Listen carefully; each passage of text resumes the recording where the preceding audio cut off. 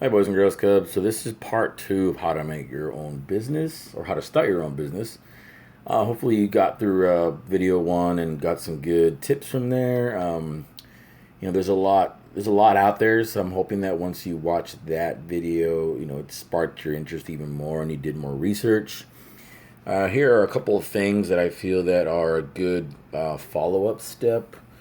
Once you've kind of gotten an idea of what your product is and what you want to look like and just your overall kind of vision, you start creating your once you've created your logo that represents your business, you can create you get your business cards. That way when you're when you're passing out samples of your product or talking about your product or services, you make another impact on them that we can remember use with your phone number, your logo. Just it's all on a piece of paper, which would be a business card.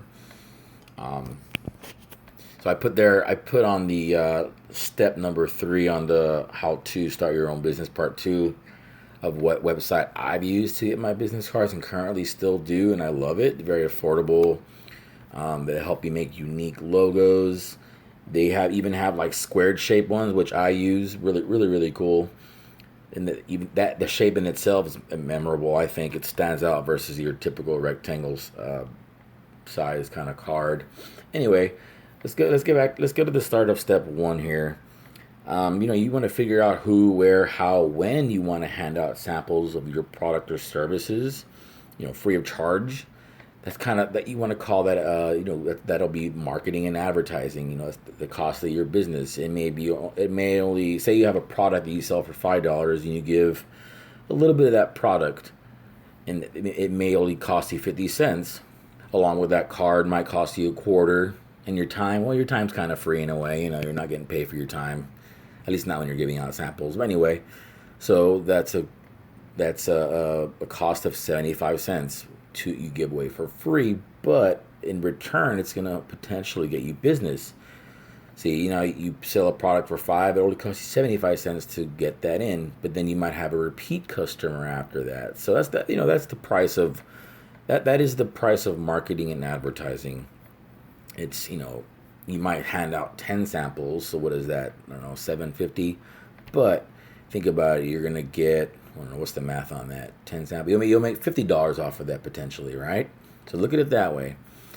I put in the step by step one of the notes that most small businesses will spend around 7 to 10% of their profits on marketing. Now, profits are, we go back to part 1 of this whole thing. Profits are the money you keep after you paid your expenses. So, say your product costs $1 to make, and say you're paying someone to do it, and that's another dollar, let's say.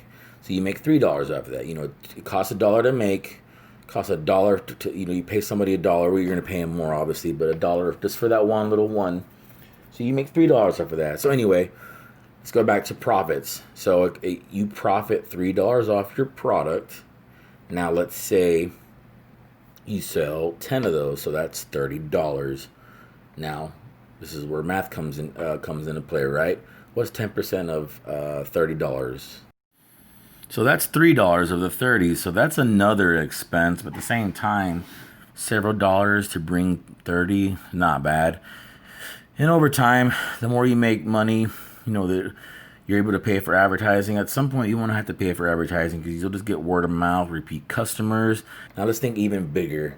So you make $500 in a month, right? What's 10% of $500? I believe that's $50. So you pay $50 to market it out there. Let's say, well, you're going to potentially make more money off of that. So $50 might bring you even more than $500.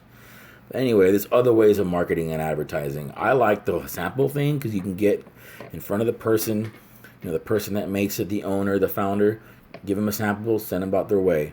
Another way you can market is through a magazine, through the newspaper, radio. I hear radio's pretty cheap just because people don't listen to the radio as much as they used to. Actually, I think it's even cheap to do the newspaper because, well, a lot of people don't read newspapers the way they used to. Now you start getting a little more expensive when you think about maybe social media or definitely TV, because TV or even through like streaming services. But that'll be more down the line when the more money you make, because advertising that way can probably be a little expensive. But I think a good way to start for any small business is handing out your samples. That's the best way. Even making stickers and posting them in places that are legal. Don't do anything illegal. But you can post stickers in places that are legal. I mean, anywhere you see a sticker, I'm assuming it's, or anywhere you see a lot of stickers posted, let's assume that that's legal, right? Do a little research on that, or even like if you have a water bottle, your iPad, your phones, or you can even make a T-shirt. It may cost you like $15-20 to make a T-shirt, but then that's free advertising, right? You can even get, an adult, your mom, your dad, your aunt, your uncle, grandma, whoever you live with. You can actually make I'm sure some of y'all have seen the signs that are up on cars, those little like big magnets. You can do that. That's free advertisement. Anytime I see that, or stickers in the back of the car, or on their windshield in the back, I look it up on I Google it. That's free advertising. They may not buy anything, but at least you've advertised to them.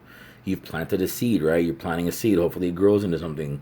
And that growth being them buying your stuff, right?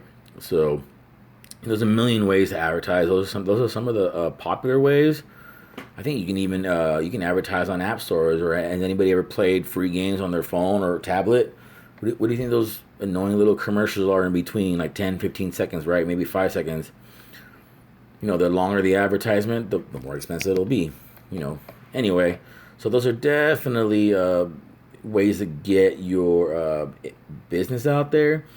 You can even incentivize your friends, like on Facebook, say, be like, hey, share this post with 10 people and I'll give you a free sample or whatever, but those are 10 people that they've shared it with that you didn't have to share it with.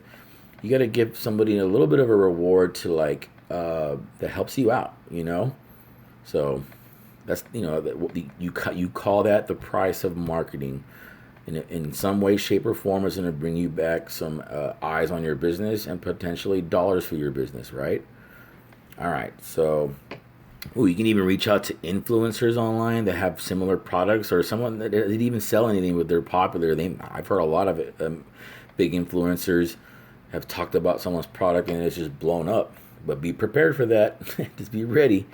If you're making slime, TikTok might be your best bet. TikTok, maybe YouTube, Facebook. But anyway, find what works for you. Have fun. Be challenged. Overcome the frustrations, because it'll be worth it. Believe me. All right. So check out www.moo. That's MOO, like the cow.com. Get your cards there. I think your first order, they'll give you a good discount. So yeah, that's part 2 of how to start a business, and hopefully one day you make it big and you don't forget about us little people. All right, Boys and Girls Club. Bye-bye.